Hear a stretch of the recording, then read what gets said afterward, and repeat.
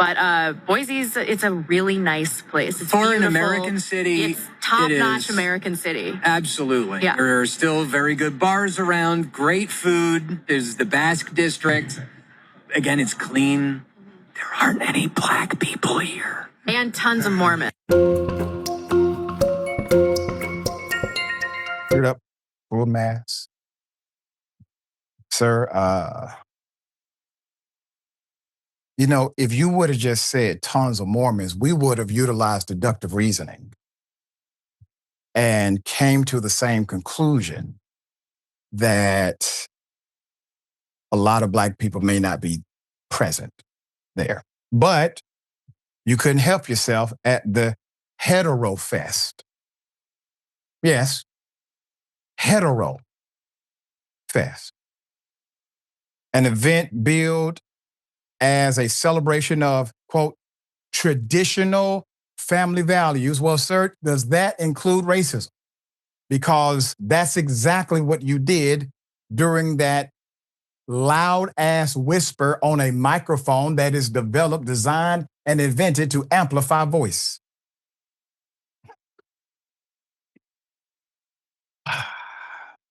This is a counter to Pride Month, okay? You know, if this was about traditional family values, sir, why would you assert a racist sentiment? So dubbed the Hetero Awesomeness Festival, the gathering was hosted by Mark Fitzpatrick of Eagle and featured speakers including far-right podcaster David Reilly.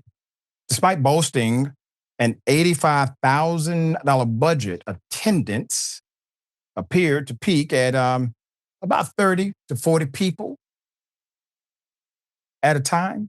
Quote, we had 700 to 1,000 people over the weekend, Fitzpatrick said. He attributed what many viewed as low turnout to, quote, chilly and rainy weather on Friday. Maybe they don't want to be associated with known racists.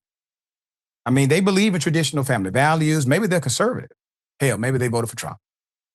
But there's something about you guys that seem just didn't bring the crowd out. So what many have what may have attracted more attention to, than the event itself, though, were the comments, obviously, made by Reilly on his podcast, The Backlash, which was set up at the festival. During a segment recorded from the park, Reilly remarked that Boise was a clean city and whispered, quote, there's not a lot of black people, end quote. Fitzpatrick distanced himself from the remark, but stopped short of condemning it. Quote, I would not have said it. It's not what I would do. He's his own person, Fitzpatrick said. Quote, you have to ask him if he has a justification for what he said, or if he thinks it's factual, or if he actually prejudges black people by looking at them already. I don't know, end quote. When asked directly if he denounced the comment, Fitzpatrick reiterated, quote, I would never say what he said. I don't believe people should be derogatory with the intent to hurt somebody's feelings, but people have free speech, which obviously he's not going to denounce the actual statement. There's more. So instead, he attributed Boise's cleanliness not to race, but to ideology. I think Boise is clean because we have less wokeism than other big cities. He said, quote, it's not about black people, it's about liberalism.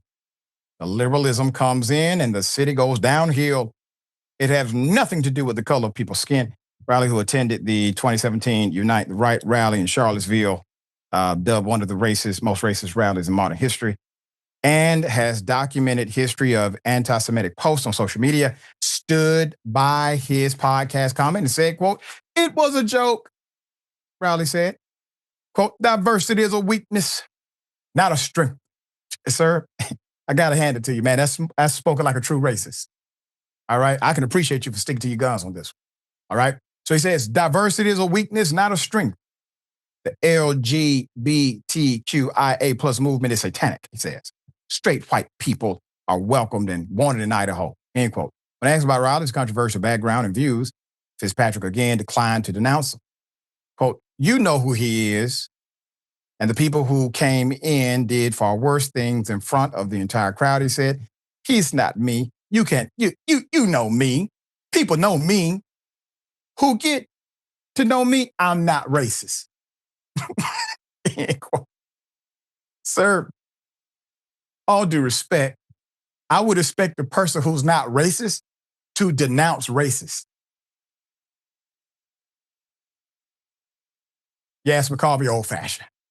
What say you? It's mind-blowing. This is kind of sad to me because I hear Idaho is gorgeous. I would love to visit.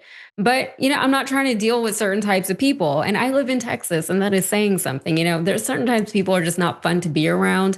And the thing is, I travel quite a bit, some, and the thing, like, whenever you travel, you do your best not to disturb the local culture, right? You exist within it, you appreciate it, you learn about it. But when this is the local culture, me and my money will just opt out of that culture. And why do they have him on as a commentator? This was already a very discriminatory event. So maybe he felt comfortable being racist on top of already being homophobic and transphobic. Even his co-commentator, though, was quick to chime in. Like she knew that was not the thing to say, even though, I don't know, she probably agrees with him. But it was like, she was like, if I just say this thing over him fast enough, maybe nobody will notice what he just said very loudly and very clearly into the microphone. I don't know if this was an effort to attract people to their city. Maybe they're hoping to attract a certain type of people to their city and to dissuade others, like me, for example, from going. But, if they want to pretend that it's not about Black people, then why did he say Black people?